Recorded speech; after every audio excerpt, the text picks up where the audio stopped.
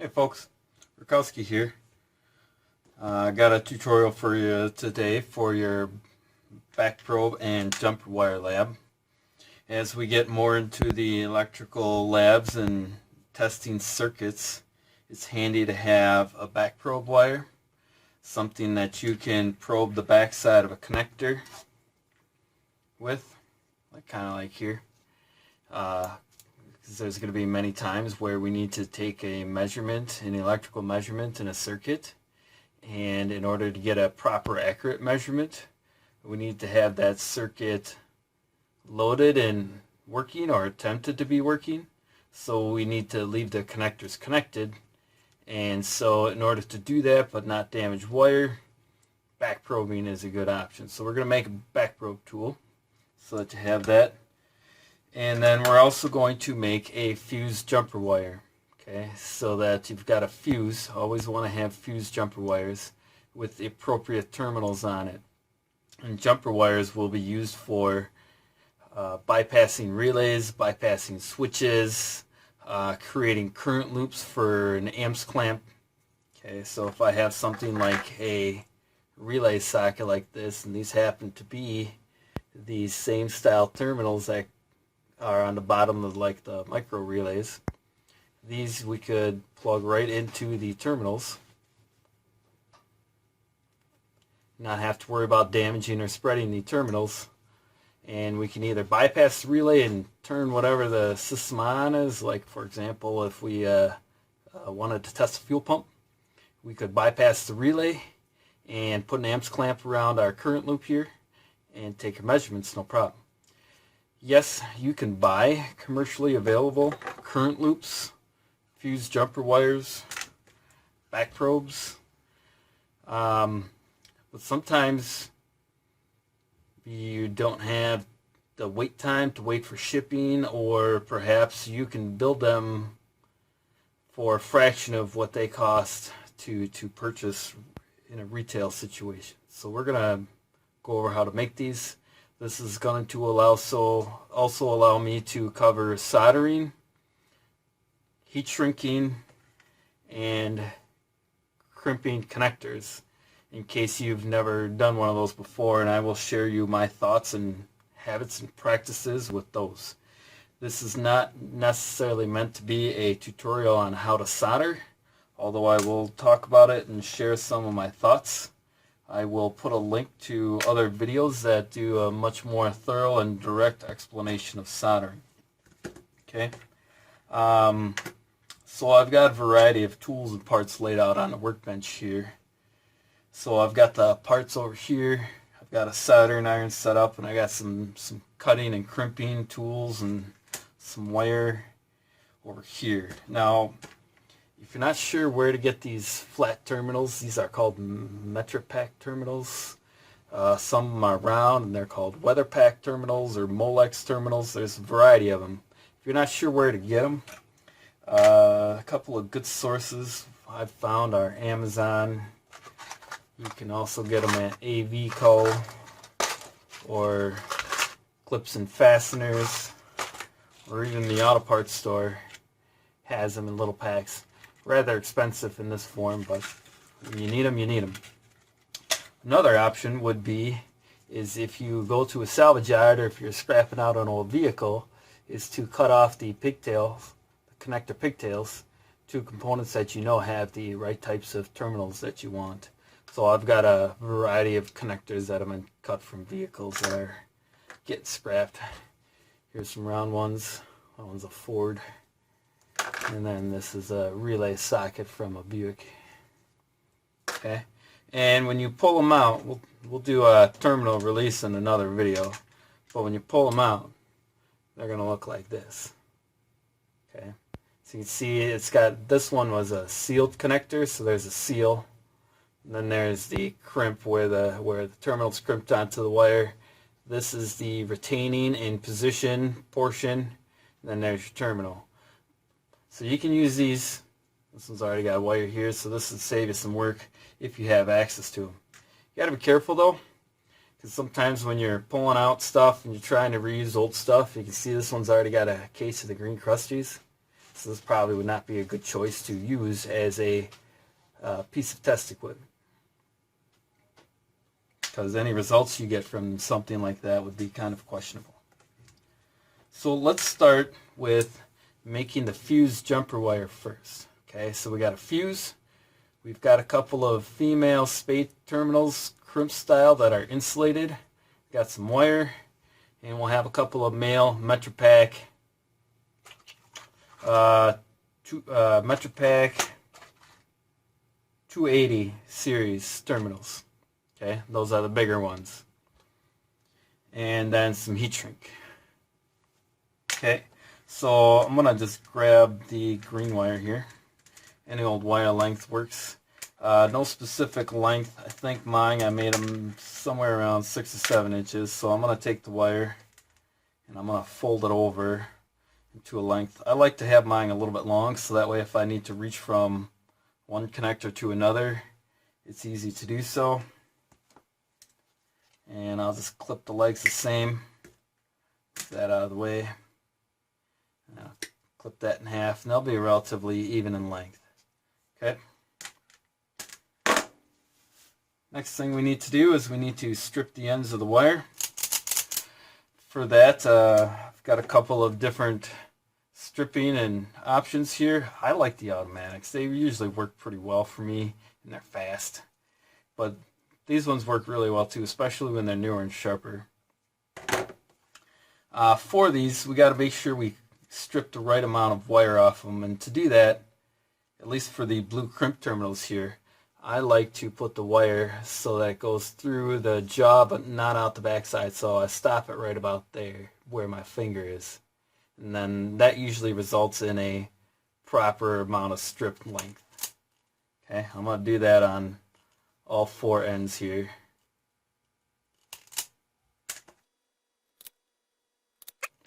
So I got them stripped on all 4 ends. I'm going to pull and twist the little pieces because they didn't come all the way off. And that's going to kind of, I don't twist them up really a lot, just a light twist as I'm pulling on them, just to kind of keep all the little strands of copper aligned and together so that they don't spread or split apart as I'm trying to put them inside the connectors. Okay. So we'll do the easy side first, which are these crimp terminals. Okay.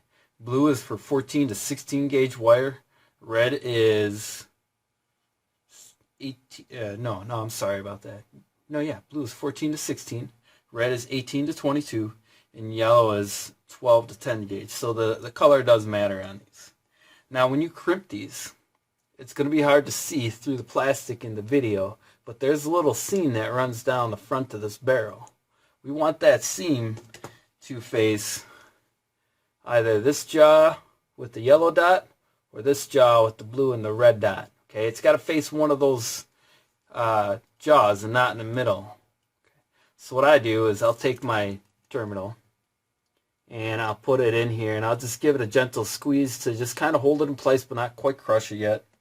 And then I will take my wire, I'll feed it through, make sure it bottoms out on the insulation, make sure I see it come through the top of the collar but not too far. And then I start to give it a squeeze, crimp it all the way down. Okay? And then you give it a little bit of a tug. Oops. And if it comes off, not a good crimp. Let's try that again.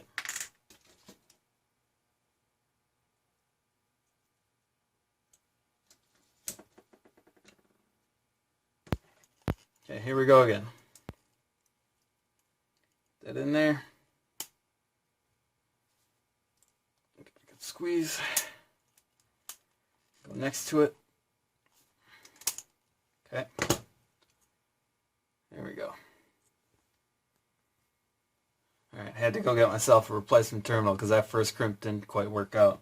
You saw how easy it is to have everything look right but not work out in your favor. So that's why it's always good practice to check your work and make sure that you've got a solid crimp. So if you don't have a solid crimp, any tests that you do with this tool become questionable. So stick that in there, make sure that it goes all the way through, and and that we're not going to have any insulation showing out the back of the collar here. Then give it a solid crimp. If you have trouble squeezing this tight enough, you can always put one handle on the workbench, and then you can lean on it, get yourself a better crimp. Okay, and that one looks like it's going to stay. Okay, so now we got that. Now we got to do these guys here, and this is what they look like when they're new. This part right here is for the seal, and you can see it's rather large. And then this part right here in the middle is where the wire is going to get crimped. And to crimp these, we need to use a wire crimper like these ones here. Can you see that? It got jaws like this. Okay. The open end, the little wings here, are going to face this jaw down here. Let me put that there.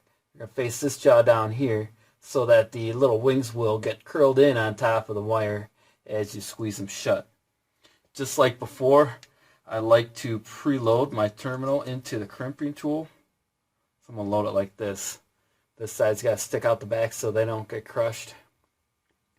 I got my little wings facing towards the little dimple in the middle there. I got it all lined up. Then I just have to take my wire, feed it through, but not too far because I don't want to grab the insulation. So I feed it through while I'm looking at what I'm doing, and I give it a good squeeze. Okay. And then I'm going to tighten that up this way. Okay. There's one. A tug. It's not the prettiest. This tool is not one of the better tools. It does work pretty well, but there are better ones out there. But it does the job. And then these tall wings here, my tool doesn't have a set of jaws big enough to do these for the seal, and I'm not putting a seal on there. So I usually just take a needle nose pliers, kind of fold them over on top of each other. I suppose you could also just kind of clip them off too. But I like to kind of fold them over on top of each other. It's kind of a wire retainer or insulation retainer a little bit. Do my best there to not make it pokey. Okay. So there, it's folded over. Okay. So that's one. I gotta do two. Again, I'm gonna preload the terminal best I can so that my wings are in there. And I'm gonna stick my wire in, make sure I don't lose any strands. See if I can get that for you. Let me get the squeeze. And there's my crimp. Give it a test. Test okay. So then I'm just going to bring these wings for the seal. Try to fold them over onto each other.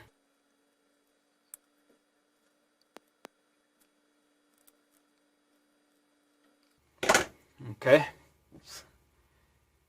And there it is, folded over. Okay. And so now we can go ahead and stick our fuse into these ones. And this is also kind of nice because you can change out your fuses to the different sizes or values that you need. I'm using a 7.5 amp. I usually like to use that on most 10 amp circuits. It's a little less than the rated, what the circuit should be rated for, so that way if I were to either hook them up wrong or if there were to be an issue with the component of the circuit, I believe this should blow before anything suffers damage. Okay, and then the last thing to do would be to heat shrink over the excess exposed wire right here. Okay, so I got my heat shrink tube. This is the type of heat shrink that has a sealant on the inner lining that'll melt, and so we want to melt that till we see some of that squeeze out. I'm going to attempt to show you that. I'm doing this at home, And I do not have a fancy heat gun here yet at home in my tool collection. So I'm going to do it the way that some people feel is inappropriate. And yes, you can damage the heat shrink by using a lighter to shrink it. However, I think for what we're doing here, it should be okay. In the shop, we'll have a heat gun to do it proper. I think the big trick is to just keep the flame moving and don't actually burn it. So bring it, I keep it moving, spin my wires so I can get all sides, and I want to shrink it till I see the sealant come out. One thing to note when you're doing this and positioning it is that it's not only going to shrink in diameter wise, but it's going to shrink in length. So you need to make sure that you lead it far enough over the edge that it doesn't shrink and pull back and leave you a big exposed open area. But you can see if I hold this close and steady, you should be able to see a little bit of sealant coming out of each end. But I didn't cook it to the point where it was splitting open or leave it with burn and char or carbon marks. Okay, so let's do the other one.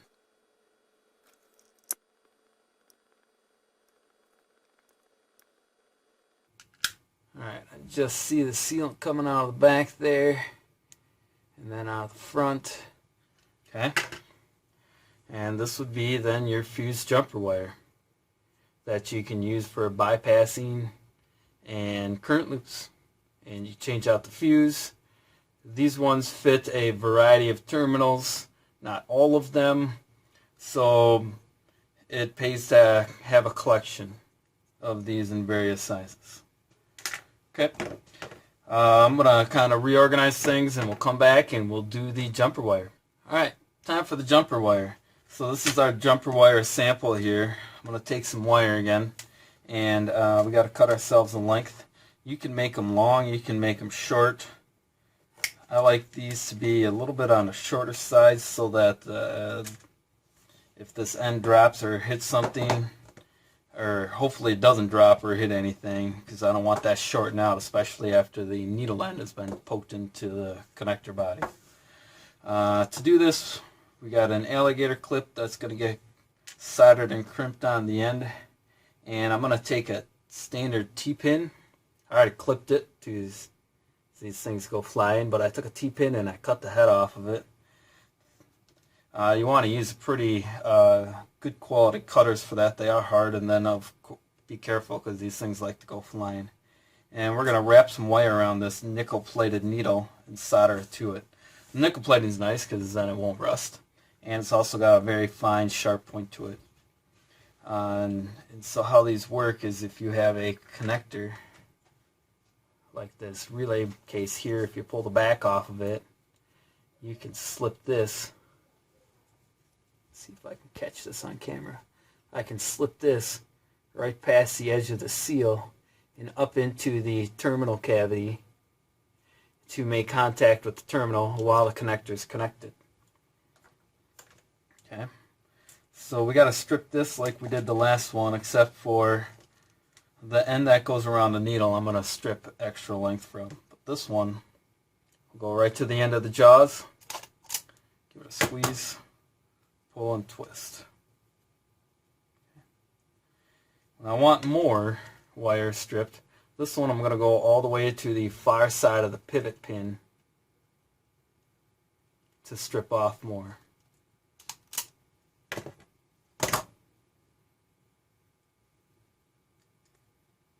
Okay, still pull and twist, wrap them up and keep them together. You can see I got a bit more wire exposed there. Okay, and to solder this up, got a little soldering station I'm going to bring over here. So I got soldering iron, solder tip cleaner, some solder, and my little helping hands here. I'll take my needle, put it in the helping hands there. Take my wire, put it here. I'm going to take my wire and I'm going to tightly and carefully as I can wrap the wire around the needle. I want to little bit of space between the wraps so I have plenty of room for the solder, but not too. I don't want to take up too much the length of the needle because I need that for getting all the way into some of the connector bodies that are kind of on the deep side of thing. And then the real tricky part is making sure none of these little copper strands are sticking out away from it of the needle to the point where they might poke through the heat shrink once we apply that. Alright, so I got that set up. I got my soldering iron on and should be getting hot. Quick test, I just touch that to it. If it melts right away, good. You can see the smoke. I got a little fan here that I'm going to use to help pull the smoke away. Hopefully it's not too loud on camera. It's a 120 millimeter computer case fan that's supposed to be pretty quiet. So, alright, so clean this first. Just kind of poke it, jab it, wipe it on my cleaner there. I want to put some liquid solder on my tip. That liquid solder is going to transfer the heat better and faster. And then I'm going to put that underneath and hold it there. And I'm going to add a little bit more solder down at the bottom to help the heat transfer. And then I come across the top.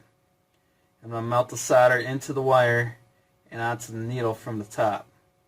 And I want to make sure it heats and flows and looks smooth and shiny.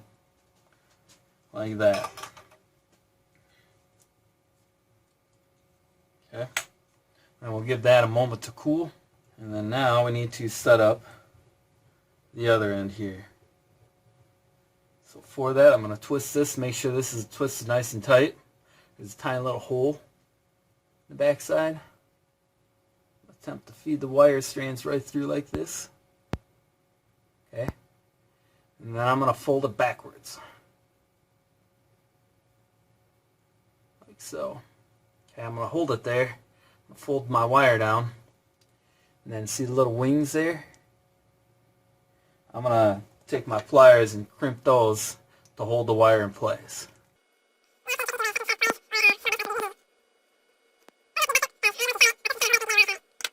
So if we take a look, you can see here it's crimped. It's holding the wire in place. The wire's folded back. We don't have any sticking out that are going to poke through the heat shrink once we're done. So now I'm going to put this in my helping hands here to kind of help hold it. Again, clean my tip.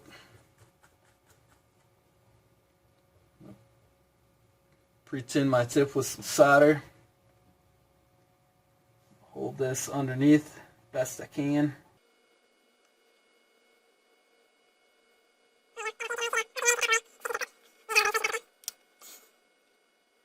Definitely melted the insulation. This could be warm, but you can see the solder is nice and smooth and shiny, so it flowed well and it stuck to the wire and the alligator clip. And that wire insulation will pull off the extra strands once everything cools down. But now it's time to do the heat shrink. I've got a slightly larger diameter heat shrink for the alligator clip. Slide that one on and down. And then I've got some 1/8 inch diameter for the end of my wire by the needle here. Again, you want to make sure that you have some overlap to account for shrinkage in length as well. And we don't want to overheat this either.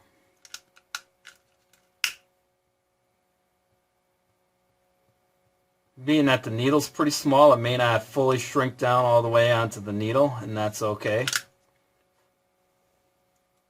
See the sealant coming out there? Okay. And then we'll do the alligator clip.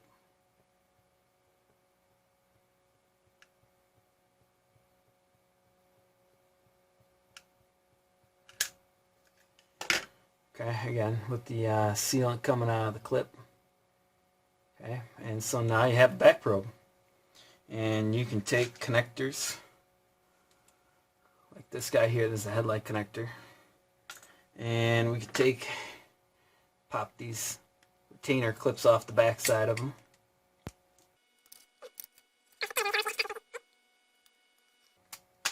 Alright, clips off. You can see the seals in the back there, hopefully. And we can take our back probe. See if I can do this backwards while on camera and not burn my elbow. I'm going to put it, kind of point it towards the outside so that it goes around the seal and into the cavity. Okay, like that. And that's how we're going to use these. And then these, you can clip them onto your meter probes or scope leads or a fuse or a light bulb, you know, for load testing if you needed to. So that's why I do the alligator clips. They're kind of nice. A lot of the meters I have don't have the threaded portion, so you can easily thread on or change out to a clip. Sometimes you need a clip instead of a probe, and so I usually like to build the back probes that have a alligator clip on the end of them. After you've got your jumper wire and your back probe constructed, it's time to go test them on a circuit. So you're going to find a relayed circuit like a fuel pump, and you're going to have to look up a wiring diagram and a connector pin out and figure out which two terminals you need to jump to bypass the relay and turn the circuit on while showing me. And then similarly, we'll find a light bulb or a easy to access sensor that can be back probed, and we'll hook up a meter and we'll take a simple voltage measurement with a working circuit using our back probe to prove that it works and that it's constructed in an acceptable manner. Alright folks, that does it for this video here. Any questions, comments, concerns, criticisms, feel free to leave them down in the comments.